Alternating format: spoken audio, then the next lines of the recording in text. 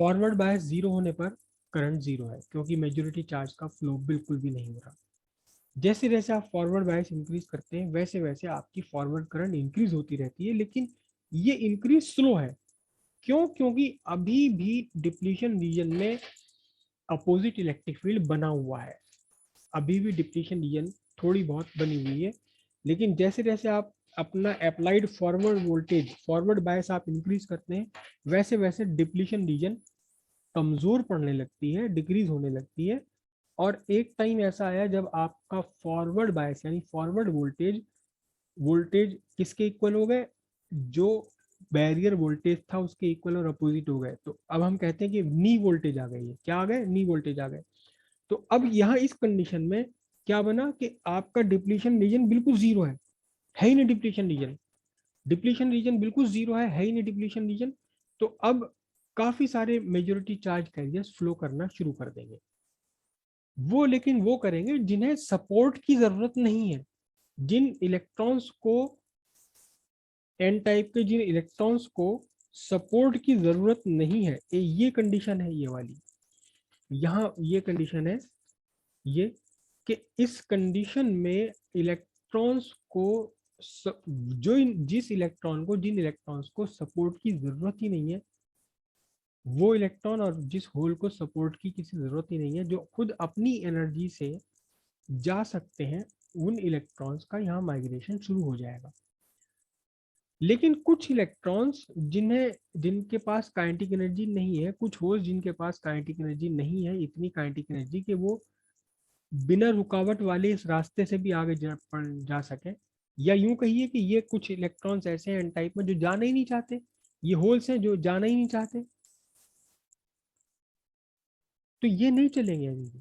यानी अगर यहाँ आपके अवेलेबल इलेक्ट्रॉन 1 लाख है, तो 1 लाख में से 5-7 हज़ार 10 हज़ार तो इलेक्ट्रॉन चले जाएंगे। अगर 1 लाख या होल है तो उसमें से फ्यू थाउजेंड होल चले जाएंगे, लेकिन बाकी तो यहीं बचे हुए हैं अभी। अब आपने क्या काम किया? अब आपका जो एक्सटर्नल इलेक्ट्रिक फील्ड था, एक्सटर्नल इलेक्ट्रिक फील्ड वो आपके इंटरनल इलेक्ट्रिक फील्ड से स्ट्रॉन्गर हो गया। एक्सटर्नल इलेक्ट्रिक फील्ड स्ट्रॉन्गर हो गया, किससे स्ट्रॉन्गर हो गया? इंटरनल इलेक्ट्रिक फील्ड से स्ट्रॉन्गर हो गया। तो अब क्या बनेगी कंडीशन? अब कंडीशन ये बनेगी कि जो इलेक्ट्रॉन्स यहाँ चलने के लिए तैयार नहीं थे, जो होल्स यहाँ चलने के लिए तैयार नहीं थे, उन होल्स और इलेक्ट्रॉन्स में भी कुछ इलेक्ट्रॉन्स चलना शुरू कर देंगे। तो करंट बढ़ गई यहाँ, लेकिन क्योंकि सपोर्ट मिला है। पहले अगर 1 लाख में से 5-7 हज़ार चल रहे थे, तो अब 1 लाख में से 20-30 हज़ार चलना शुरू कर देंगे। करंट एकदम तेजी के साथ बढ़ी, कई गुना इलेक्ट्रॉन बढ़ गए, तो करंट बहुत तेजी के साथ बढ़ी। आपने इलेक्ट्रिक फील्ड अपना एक्सटर्नल और बढ़ा दिया, तो डिप्लीशन रीजन में इलेक्ट्रिक फील्ड और ज्यादा इंक्रीज हो गया। अब कंडीशन क्या आई? अब कंडीशन ये आई कि यहाँ एन टाइप एन टाइप में कोई भी इलेक्ट्रॉन रुका नहीं रह सकता। इतना तकड़ा सपोर्ट मिल रहा है, इतना तकड़ी इलेक्ट्रिक फील्ड की इतनी तकड़ी फोर्स लग रही है कि कोई इलेक्ट्रॉन यहाँ रुका नहीं रह सकता, कोई होल यहाँ रुका नहीं रह सकता। तो करंट चलनी शुरू हो गई। लेकिन अगर आप और ज्यादा स्ट्रॉन्ग कर देंगे तो फिर करंट का बढ़ना रुक जाएगा। बात समझिए ध्यान से, करंट का ग्रोथ रुक जाएगा।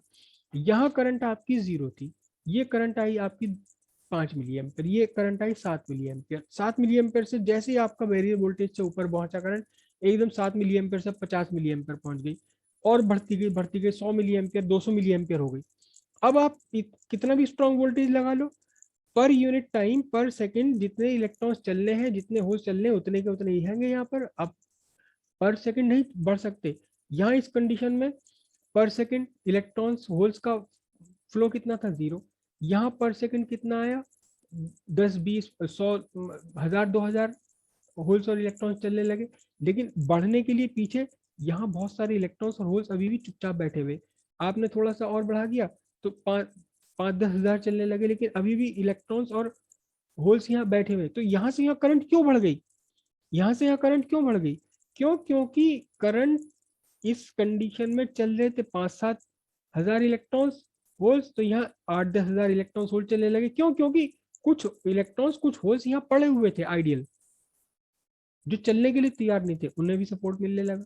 उनको देखा कि चलो भाई अब तो बिल्कुल ही बैरियर पोटेंशियल बिल्कुल ही खत्म हो गया, चलो चलो चलो। लेकिन अभी भी बहुत सारे इलेक्ट्रॉन्स, बहुत सारे होल्स यहाँ अभी भी आइडियल बैठे हुए हैं जो चल नहीं रहे। आपने हल्का सा सपोर्ट दिया तो जो चुपचाप बैठे हुए थे उनमें से भी कुछ इलेक्ट्रॉन चलने लगे। यहाँ 1 लाख में से 10,000 चले थे, 1 लाख में से 30,000 चलने लगे, 50,000 चलने लगे। आपने और बढ़ाया तो एक कंडीशन ऐसी आ गई कि यहाँ कोई इलेक्ट्रॉन बचा ही नहीं, सारे इलेक्ट्रॉन चलने लगे, सारे होल्स चलने लगे। तो इससे ज्यादा स्ट्रॉन्ग इलेक्ट्रिक फील्ड आप बढ़ा दोगे तो क्या और कहाँ से आएंगे इलेक्ट्रॉन्स? बढ़ने की गुंजाइश ही नहीं बची अब। करंट है, करंट चल रही है, लेकिन करंट का बढ़ना रुक जाएगा। सैचुरेट करंट आ गई, ये वो कंडीशन है आपकी सैचुरेट करंट वाली, कि यहाँ तक तो बैरियर वोल्टेज से कम है आपके applied voltage, depletion region exist कर रही है।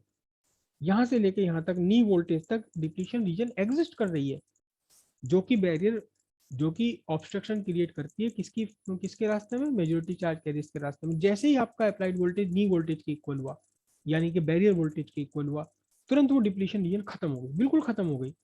तो अब हल्का सा वोल्टेज जरा सा बढ़ते ही, नी वोल्टेज से जरा सा ऊपर जाती, करंट तेजी के साथ बढ़ेगी। क्यों? क्योंकि बहुत सारे होल्स और इलेक्ट्रॉन जो अभी तक आइडियल पड़े हुए थे वो भी मूव करने लगे। जरा सा आपने वोल्टेज और बढ़ाया तो और ज्यादा इलेक्ट्रॉन्स और होल्स जो अभी चुपचाप बैठे हुए थे, पड़े हुए थे, वो भी चलने लगे। एक वोल्टेज ऐसा आ गया कि आपके जितने भी इलेक्ट्रॉन्स है एन टाइप में फ्री इलेक्ट्रॉन्स, पी टाइप में होल्स, वो सब के सब मूव करने लगे। तो करंट बहुत ज्यादा बढ़ गई। अब अगर इससे ज्यादा आप फॉरवर्ड बायस देते हैं तो करंट चल रही है, लेकिन करंट का बढ़ना, करंट का ऊपर उठना रुक जाएगा। क्यों? क्योंकि अब number of electrons per unit second जितने चल सकते थे वो सब चल रहे हैं, जितने होल्स पर सेकंड चल सकते थे वो सब चल रहे हैं। फर्दर और ज्यादा इलेक्ट्रॉन्स और ज्यादा होल्स आ ही अवेलेबल ही नहीं है। तो करंट चलती रहेगी, लेकिन करंट का बढ़ना रुक जाएगा, करंट का बढ़ना रुक जाएगा। इस फॉरवर्ड बायस के इस ग्राफ में रीजन बन गए, फॉरवर्ड बायस के इस ग्राफ में रीजन बन गए। कैसे रीजन बन गए? अच्छा, एक तो पहली बात समझिए, हर इलेक्ट्रिकल कंडक्टर चाहे कुछ भी है, डायोड है या रेजिस्टेंस है, ये रेजिस्टेंस ऑफर करता है। लेकिन ध्यान दें हम इस ग्राफ पर, ये एक्चुअली वोल्टेज और करंट का ग्राफ है ना हमारा, आई वी ग्राफ है एक्चुअली। ये वी आई के बजाय अब तक हम बनाते थे वोल्टेज को कहाँ बनाते थे, वाई एक्सिस पर, करंट को बनाते थे एक्स एक्सिस पर, वी आई ग्राफ। ये आई वी ग्राफ है। अब ये आई वी ग्राफ है, लेकिन है तो वोल्टेज और करंट का ही एक रिलेशन। ध्यान दे कि ये स्ट्रेट लाइन नहीं है। स्ट्रेट लाइन नहीं है तो इसका मतलब ये नॉन ओमिक रेजिस्टेंस है। क्या है ये? नॉन ओमिक रेजिस्टेंस है।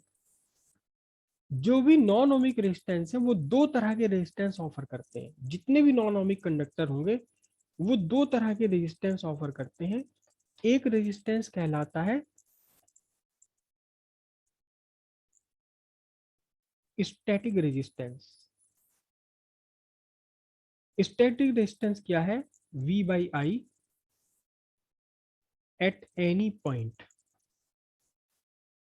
ग्राफ पर कहीं भी यहां से आपने एक लाइन ड्रॉ करी, एक आपने आपने लाइन ड्रॉ करी, यहां पहुंचे, ये V1 है और इसके कॉरस्पॉन्डिंग करंट है I1।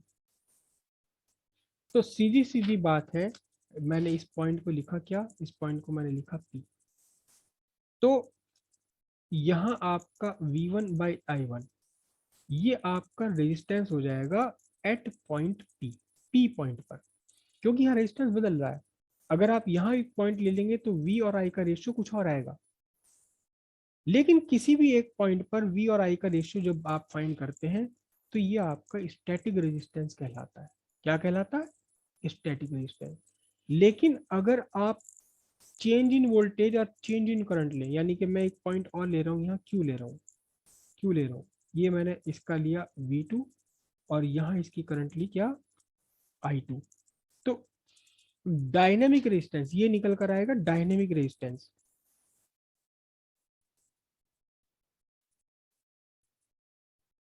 डायनेमिक रेजिस्टेंस कितना होगा? Change in voltage upon change in current, sorry, change in current, मतलब V2 minus V1 bye I2 minus I1। ये भी ओम में ही आएगा, लेकिन क्योंकि ये भी एक्चुअली वोल्टेज और करंट का जो रेशियो है, तो ये भी रेजिस्टेंस। लेकिन ये क्या है, ये एक्चुअली है change in voltage to change in current, slope है एक्चुअली, ये स्लोप है। तो ये जो रेजिस्टेंस निकल कर आता है इसे हम बोलते हैं डायनेमिक रेजिस्टेंस। दो तरह के रेजिस्टेंस होते हैं, एक स्टैटिक रेजिस्टेंस और एक डायनेमिक रेजिस्टेंस। करेक्ट, इतनी बात समझ आई।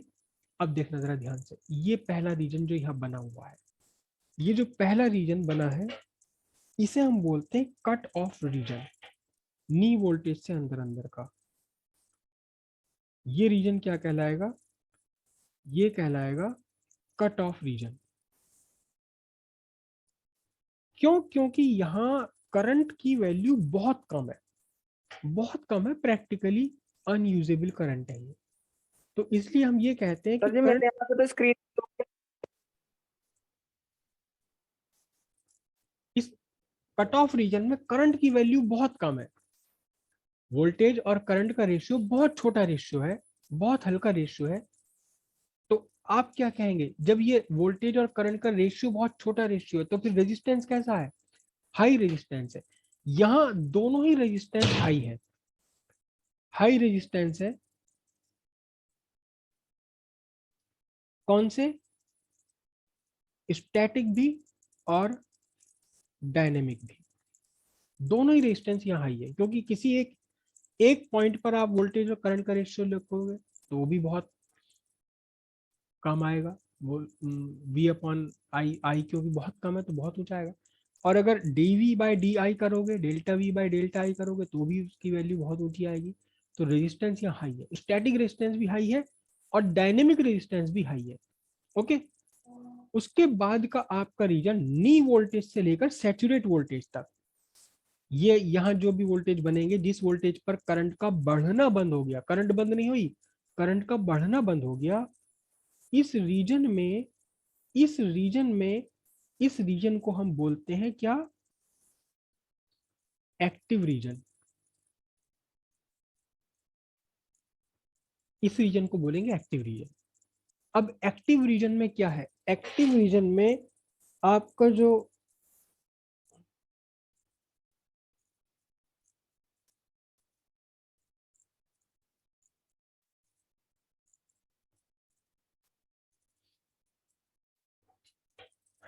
अलग से लिख दूं क्योंकि यहाँ तो लिखा नहीं जाएगा, एक्टिव रीजन में यहाँ लिख देता हूँ। एक्टिव रीजन में जो वोल्टेज है, वोल्टेज के साथ करंट बहुत तेजी के साथ बढ़ रही है, करंट कंसिडरेबल लार्ज हो गई वोल्टेज के साथ में, तो फिर यहाँ रेजिस्टेंस आपका लो रेजिस्टेंस है। वो स्टैटिक भी हो सकता है, डायनेमिक भी हो सकता है। डायनेमिक और स्टैटिक दोनों ही वोल्टेज यहाँ लो है, क्योंकि we therefore a small change in voltage there is a large change in current. तो वी अपॉन आई में, अपॉन आई में आई बहुत बड़ा हो जाएगा, तो लो वैल्यू आएगी, स्टैटिक के लिए भी लो आएगी और डायनेमिक के लिए भी लो आएगी। इसके बाद का जो रीजन है ये पूरा, इसे मैं ग्रीन से बना लूं, ये पूरा रीजन, ये पूरा रीजन जहां करंट का बढ़ना बंद हो गया, करंट चल रही लेकिन करंट का बढ़ना बंद हो गया, ये कहलाता है आपका सैचुरेट रीजन। और इस सैचुरेट रीजन की बहुत ही बढ़िया अलग अलग ही प्रॉपर्टी, देखना जरा ध्यान से बताना। मैं सैचुरेट रीजन पर एक पॉइंट लूं, इस पॉइंट के कॉरस्पॉन्डिंग सर्टेन वोल्टेज होगा, एक सर्टेन करंट होगी, यानी वी आई, वी और आई का सर्टेन रेशियो तो आना ही आना है। बात क्लियर है इतनी।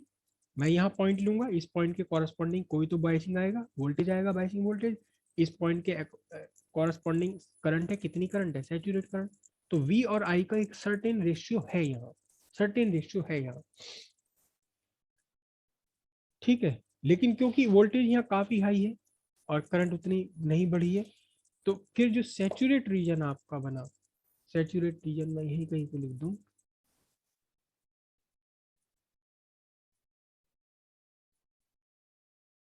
सैचुरेट रीजन में आपका जो डायनेमिक रेजिस्टेंस है, वो सॉरी स्टैटिक रेजिस्टेंस है,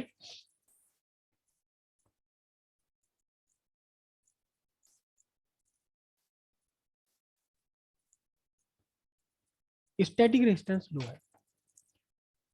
लेकिन बहुत ध्यान से देखो, देखो आपसे ही पूछने वाला हूँ, आंसर आप ही को देना है। अगर मैं यहाँ 2 वोल्ट, 2 पॉइंट ले लूँ, एक पॉइंट यहाँ एक पॉइंट यहाँ, और दोनों का वोल्टेज डिफरेंस ले लूँ delta we, V2 minus V1 कुछ तो होगा ही होगा।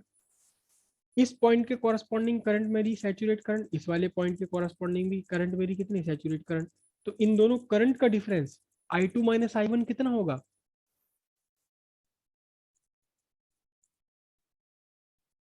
I2 माइनस I1 कितना जीरो। होगा? 0 होगा।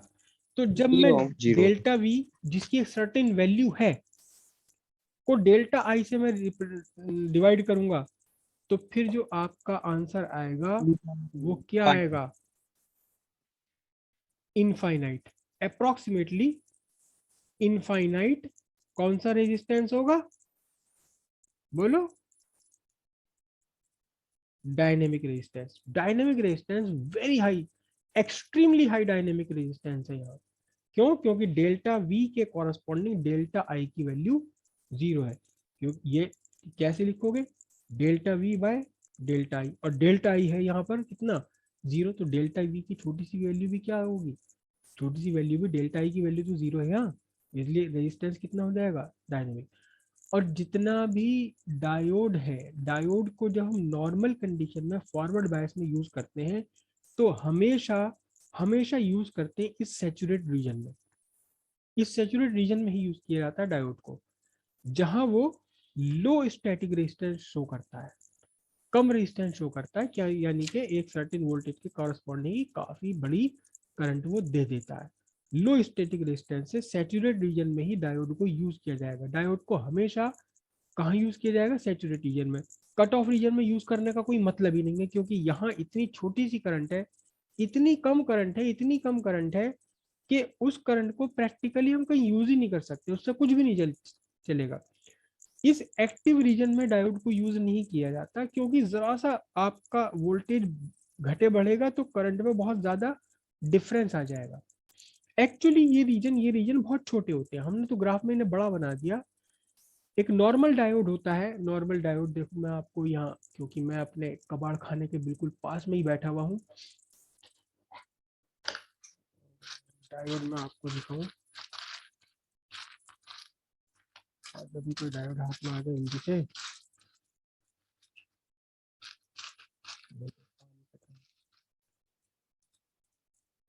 ये रहा, ये छोटा सा डायोड है, ये डायोड है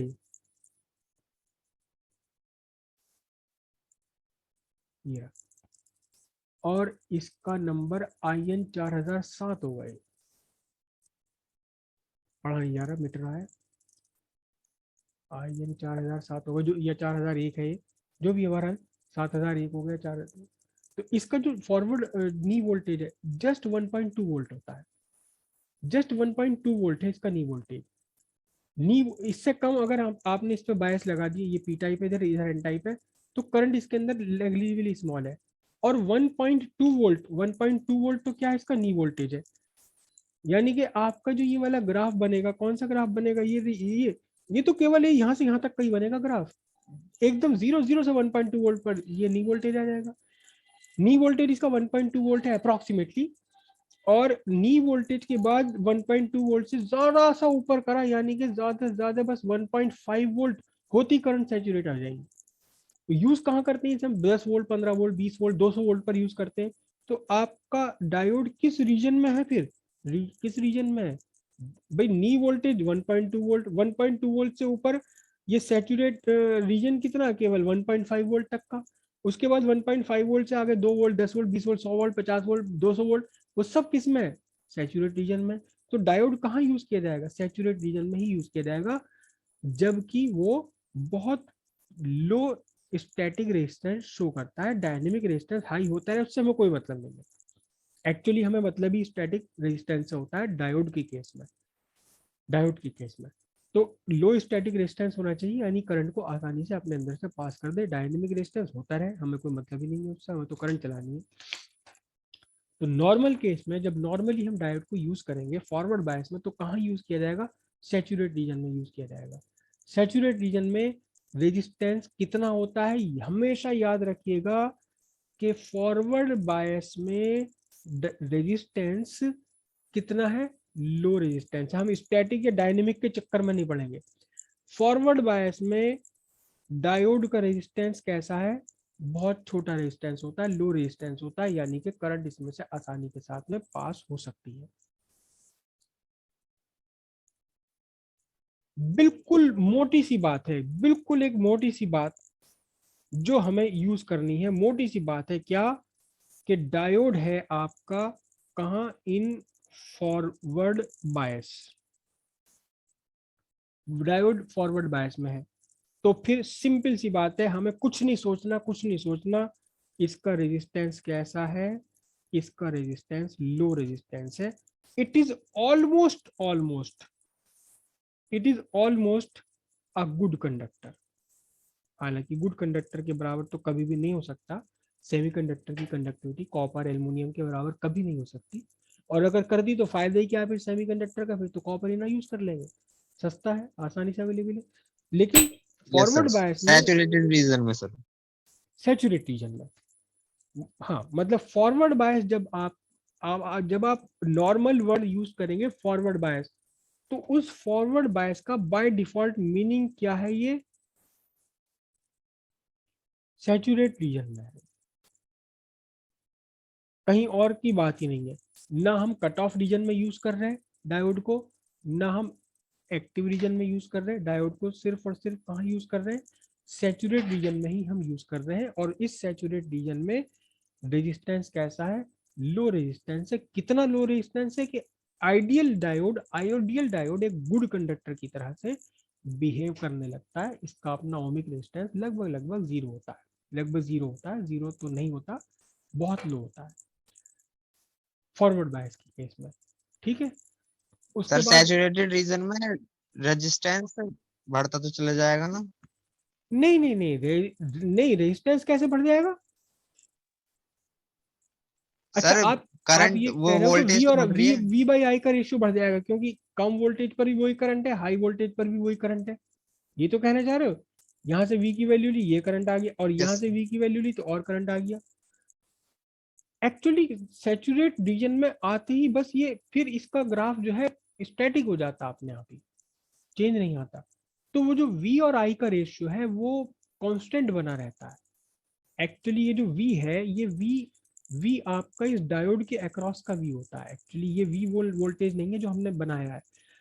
फिर से समझ लीजिए इस बात को, जो मैंने अभी डायोड आपको दिखाया था 1.2 वोल्ट तक तो नी वोल्टेज है, 1.5 वोल्ट पर ही आ गया। अब अगर आप उस डायोड पर 50 वोल्ट भी लगा दो, तो इस जंक्शन के अक्रॉस 1.5 वोल्टेज ही बना रहेगा, इससे ऊपर नहीं जाएगा जंक्शन के अक्रॉस।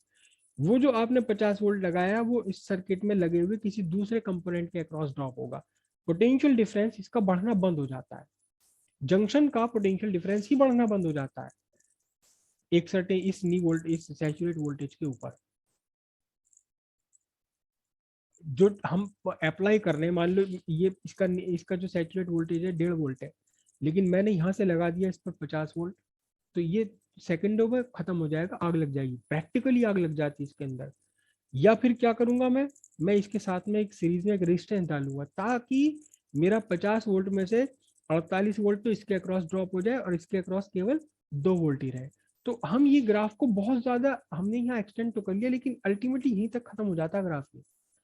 ऐसा नहीं कि आप कितना भी वोल्टेज लगा दो सर्किट में और इसका वोल्टेज बढ़ता रहेगा तो करंट उतनी रहेगी, ये करंट जो सैचुरेट करंट है, ये करंट खुद अपने आप में इतनी स्ट्रॉन्ग करंट हो जाती है कि इससे आगे अगर करंट आपने बढ़ा दी किसी भी तरीके से, तो जंक्शन पे केमिकल चेंजेस हो जाएंगे, फिजिकल चेंजेस हो जाएंगे, और जिसे हम कहते हैं फूक गया, जिसे के लिए वर्ड यूज करते हैं फूक गया, एक्चुअली आग निकल लग जाती है, एक्चुअल में आग लग जाती है। मेरे साथ 10वीं बार ऐसा हुआ है कि जरा सा मैंने कुछ गिनती कर दी और आग लग गई, ट्रांजिस्टर या डायोड था एकदम जलने लगता है, बर्न बर्न माचिस की तिली की तरह जलता हुआ दिखाई देता है।